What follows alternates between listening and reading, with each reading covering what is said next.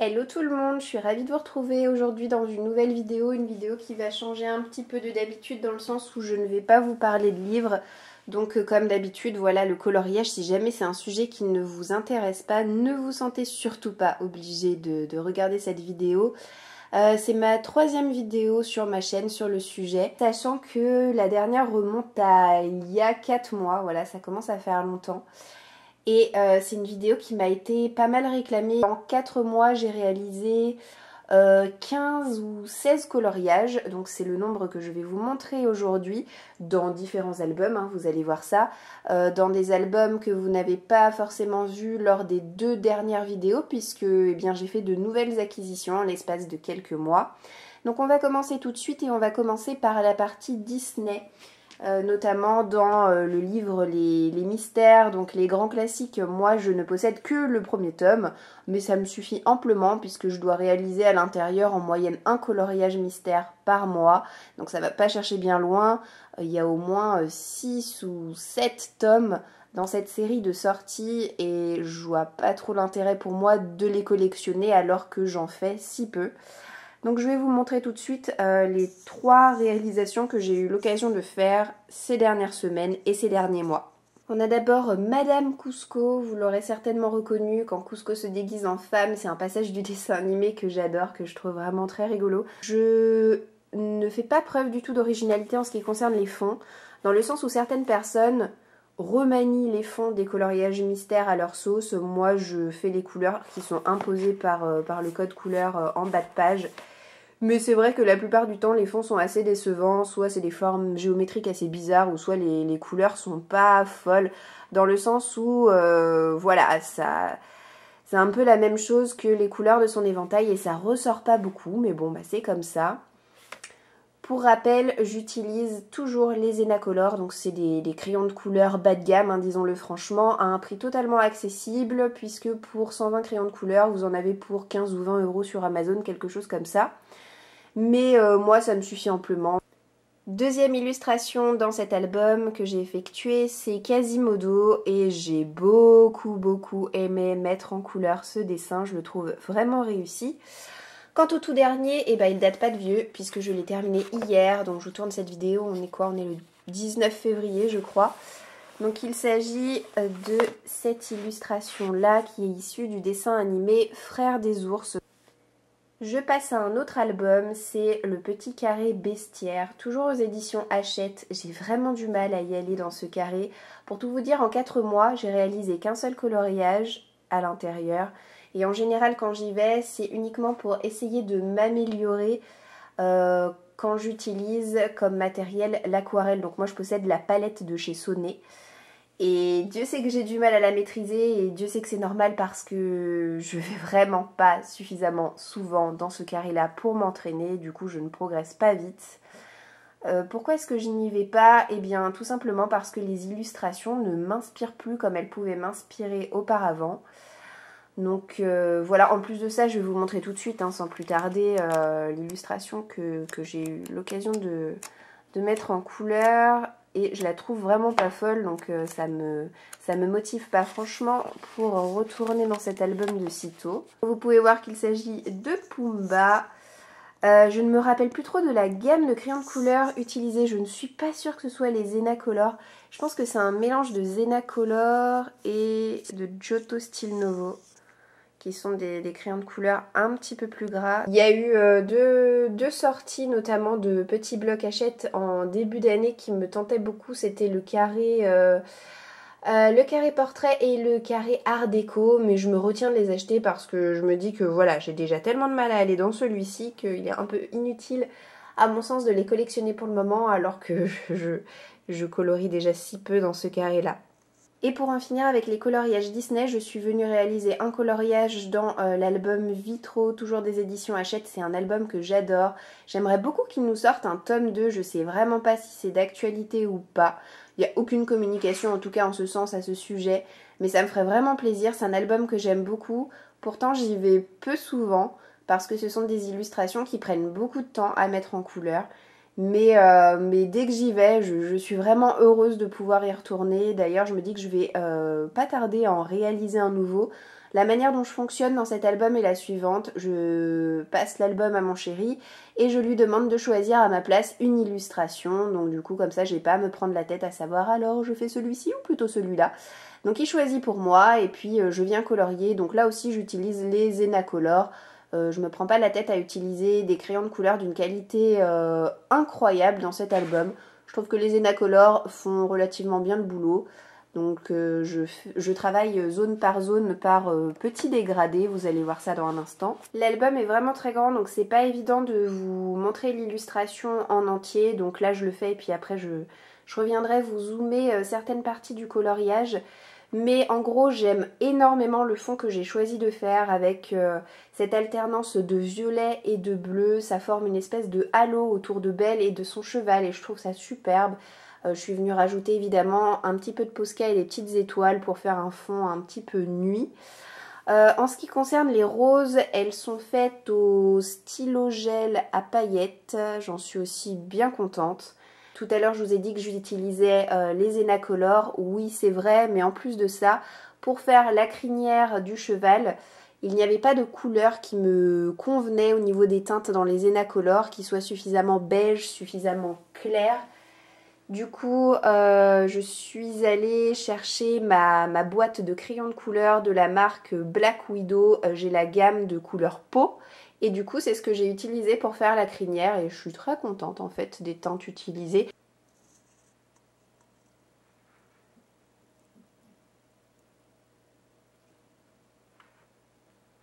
J'ai cru à tort que le coloriage que je viens de vous montrer dans l'album Vitro était le tout dernier coloriage Disney que j'ai réalisé, mais j'avais oublié celui-ci. Il faut dire que c'est un album que j'ai acquis en fin d'année dernière. Je suis allée chez Cultura, c'est un album qui me tentait beaucoup. C'est mon tout premier bloc des éditions Hachette, c'est le En Famille. Je l'aime bien parce que je trouve qu'il sort de l'ordinaire, il se distingue vraiment des autres avec des personnages qu'on voit finalement assez peu. On a rapidement toutes les illustrations qui sont, comment vous dire, qui sont pas collées, hein, voilà. Donc c'est vraiment fait pour être mis dans les parapheurs au fur et à mesure. Donc j'ai choisi de faire clochette. J'ai utilisé pas mal de matériel pour mettre en couleur cette illustration. Déjà le fond est réalisé au pastel sec. Ce que vous pouvez voir là, les petites bulles que j'ai voulu faire en fait une espèce d'effet neige. Je me suis récemment acheté la gomme électrique de chez Derwent, donc je suis venue tout simplement gommer en forme de petits ronds pour faire comme si de la neige tombait. Pour ce qui est des flocons, eh bien je suis venue tout simplement utiliser du Posca, donc j'ai vidé énormément de matière de mon Posca parce que il y a beaucoup de flocons et ça nécessitait quand même une bonne couche pour qu'on ne voit pas les traits noirs à travers. Et une fois que mon Posca a été sec, j'ai utilisé quelque chose que j'ai acheté assez récemment. Donc j'ai acheté des Stickles. Donc moi je ne possède que ce tube là que j'ai acheté chez Amazon. Et qui est la teinte Crystal Clear. Donc en fait c'est une colle à paillettes, ni plus ni moins. Et je suis venue mettre comme ça des paillettes sur absolument tous mes flocons. Tout ça c'est fait au crayon de couleur, tout ça aussi. Et les fleurs également. J'ai utilisé les polychromos de Faber-Castell que je me suis offert. C'était mon cadeau de Noël de moi à moi-même. Donc je me les suis offert en fin d'année dernière. J'en suis hyper satisfaite. En même temps je faisais pas une grosse découverte parce que j'en avais acheté quelques-uns à l'unité il y a au moins 6 à 8 mois de ça chez Cultura. Donc je savais dans quoi je m'engageais. Et voilà, j'en ai été très très contente de cet achat. Ne me demandez pas pourquoi, mais je ne me suis pas acheté pour le moment l'album hiver de Rita Berman. Ça viendra peut-être, mais du coup pas pour cet hiver je pense. En revanche, lorsque c'était encore l'automne, j'ai eu l'occasion de colorier 2 nouvelles illustrations dans cet album. Donc la toute première, j'avais eu l'occasion de vous la montrer lors d'une précédente vidéo, donc je ne vais pas revenir dessus, hein, c'était celle-ci. Et là, j'ai pu faire il y a quelques mois cette double page là. La page de gauche est réalisée au Giotto Stil Novo et puis pour les petits ronds que je suis venue faire dans le fond, j'ai tout simplement utilisé un compas et puis après c'est aussi des Giotto Stil Novo hein, pour les crayons de couleur, ça ne change pas. J'ai été vraiment en manque total d'inspiration lorsque je me suis retrouvée devant cette illustration en noir et blanc. Et puis finalement, je me suis dit que j'allais pas partir dans un mélange de plein de couleurs différentes. Donc je suis vraiment restée centralisée sur 4 crayons de couleurs différents. Et voilà, ils m'ont été utiles pour faire la mise en couleur de cette illustration-là. Et finalement, eh bien, de quelque chose qui ne m'inspirait pas, j'en suis très contente. Et là aussi pour la mise en couleur, c'est les Giotto Stilnovo que j'ai utilisés. De toute façon, ce sont des crayons de couleur que j'adore utiliser dans les albums de Rita Berman. Je trouve qu'ils matchent très très bien et qu'ils fonctionnent très très bien avec la qualité du papier. Donc voilà, je suis moyennement contente de mon fond. J'aime bien tous les petits éléments que j'ai pu faire, comme les souris, comme les petites baies, les épis de maïs, etc., les papillons. Ça, il n'y a pas de souci. Mais alors mon fond, je ne sais pas ce qui s'est passé. Je voulais le faire au crayon de couleur, c'est pas du tout ce qui est le plus simple de faire des fonds au crayon de couleur, sachez-le.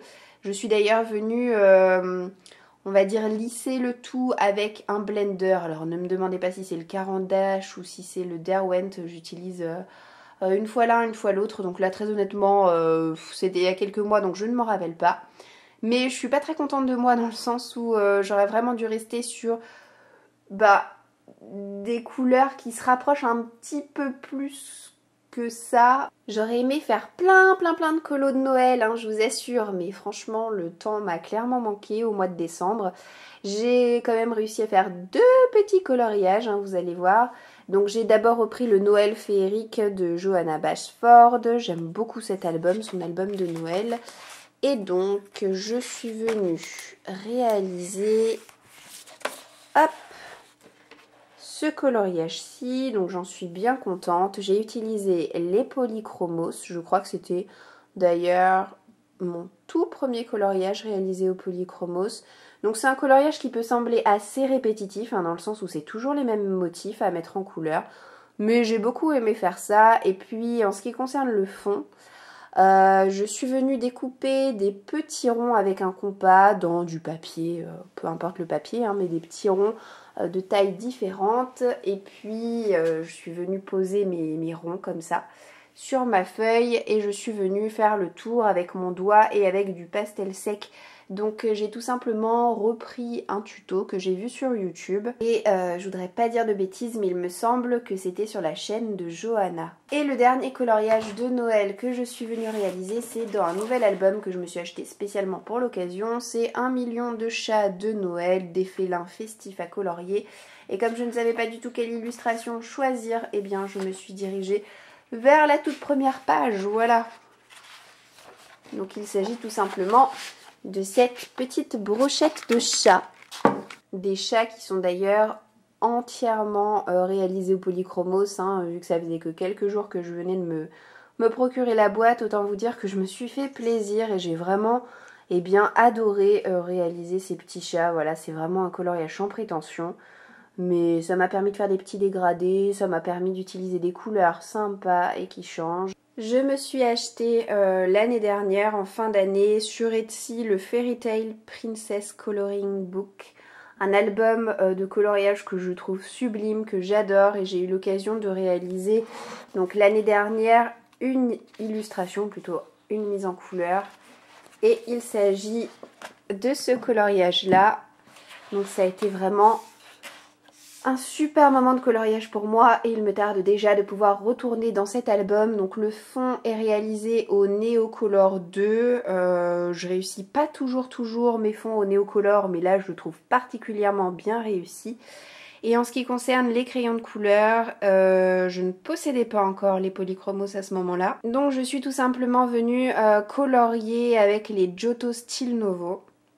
Là pour cette partie des cartes, c'est des crayons Faber-Castell aquarellables.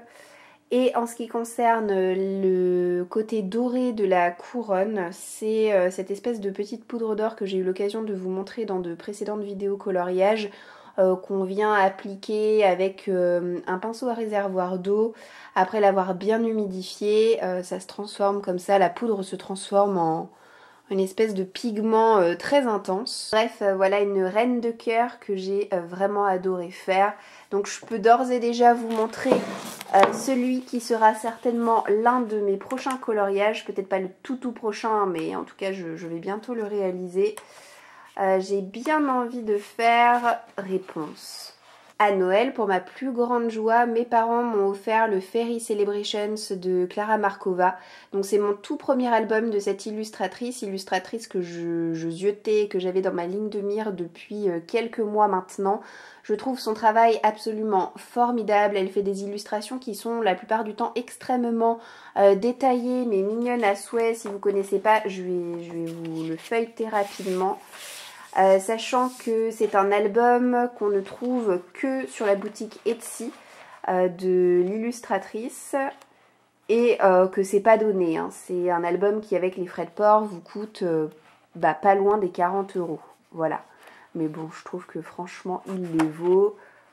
Les illustrations sont juste sublimes. J'ai hâte de pouvoir y retourner, même si à chaque fois, c'est au moins une grosse semaine de coloriage. J'ai d'abord réalisé le marque-page puisque l'illustratrice à chaque achat d'album offre et envoie un marque-page. Donc moi j'ai pu d'ores et déjà le mettre en couleur. Je pense qu'on pourra notamment le voir sur cette partie-là de la robe, mais en fait j'ai utilisé un effet de hachure pour donner un peu de texture à son vêtement. Voilà, donc bien contente. Et puis je suis revenue mettre de la colle à paillettes sur ses ailes. Donc mon petit Stickles Crystal Clear pour donner un petit peu de profondeur et de paillettes à cette petite fée.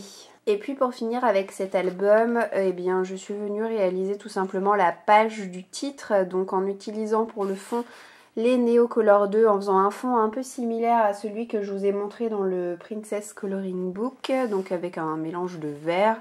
Donc pour ce qui est des crayons de couleur utilisés, j'ai fait un joyeux mélange de Giotto Stilnovo, de Polychromos. Pour ce qui est du gâteau par exemple, je suis venue utiliser mes Faber-Castell aquarellables pour donner un effet un petit peu glacé à l'ensemble.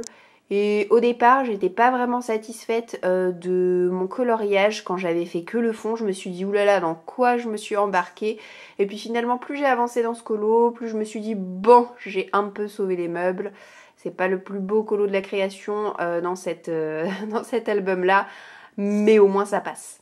J'ai déjà hâte de pouvoir me pencher de plus près sur les autres illustrations de l'album et puis de pouvoir vous montrer le résultat. Donc par exemple le prochain que j'aurai l'occasion de faire, ça va être la page où on met son nom avec cette petite fille endormie. Donc il y a beaucoup plus de détails que sur la page précédente. Et c'est un coloriage que je trouve vraiment très beau à mettre en couleur. Et il ne me reste plus qu'un album et deux coloriages à vous montrer. C'est dans le Nice Little Tone, le tome 4, un album que j'aime beaucoup beaucoup, qui met en scène soit des petites maisons, soit des petites souris dans leur vie quotidienne, avec des couleurs très pétantes, un fond au pastel sec. Et puis comme c'est une souris qui est en train de repeindre sa maison, j'ai tout simplement décidé d'utiliser de l'aquarelle pour faire la partie qu'il repeint. Et pour une fois, j'ai pas utilisé les Zenacolor comme je le fais habituellement dans cet album. Je suis venue utiliser les Giotto Stilnovo. Donc c'est aussi pour ça que c'est un coloriage qui pète davantage. C'est parce que les Giotto Stilnovo ont plus de pigmentation et sont beaucoup plus gras que les Zenacolor. Un de mes tout derniers coloriages réalisés, c'est celui-ci, que j'aime énormément pour le coup. Donc tout le fond est réalisé au pastel sec, comme c'est très souvent le cas dans cet album. De toute façon, si j'utilise pas les pastels secs, j'utilise des Neocolor pour le fond. Et en ce qui concerne les crayons de couleur, c'est exclusivement les Zenacolor que j'ai utilisés. Et alors je me suis amusée à faire un effet de transparence pour le bocal et j'en suis vraiment contente de cet effet de transparence. Donc en fait, je suis venue colorier comme j'ai pu colorier normalement au crayon de couleur dans toute cette zone-là. Ensuite, je suis venue prendre mon Neocolor blanc. Je suis venue en passer une couche très légère sur l'intégralité du bocal. Et puis je suis venue ensuite faire des effets de hachure avec mon Posca. Et voilà, ça donne ça. Et c'est donc avec cet album et ce dernier coloriage que s'achève cette vidéo. J'espère qu'elle vous aura plu, j'espère qu'elle vous aura intéressé. Je ne sais vraiment pas quand est-ce que j'aurai l'occasion de tourner une vidéo similaire. N'hésitez pas en tout cas à me dire en commentaire si ce type de vidéo vous plaît, vous intéresse, parce que ça ne pourra que m'encourager à en faire un peu plus fréquemment. C'est sûr que si je vois pas spécialement de retour, ben ça me motivera pas à en faire davantage. De mon côté, en tout cas, que je filme ou que je ne filme pas, ça ne m'empêchera pas de continuer à mettre en couleur des illustrations dès que j'ai un moment de libre parce que franchement, c'est un loisir que j'adore et qui m'apaise beaucoup. Je vous souhaite en tout cas de passer une très bonne journée et je vous dis d'ores et déjà à bientôt dans une prochaine vidéo. Ciao ciao!